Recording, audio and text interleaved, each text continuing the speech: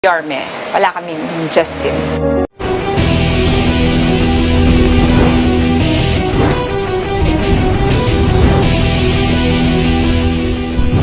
Galing sa baba, galing sa wala, kaya alam magpahalaga pag may napala.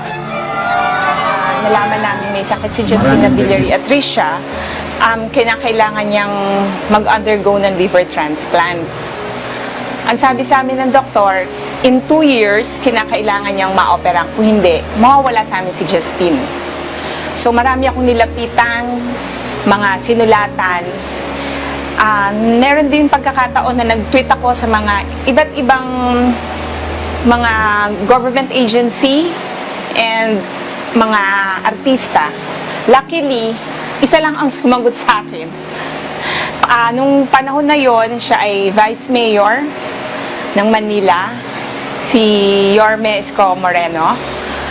Hindi kami resident ng Manila, kaya gulat na gulat kami na ganun yung itinulong niya sa amin. He pledged 2 million pesos para maisalba yung buhay ng anak ko, ni Justin. Gusto namin lumaki si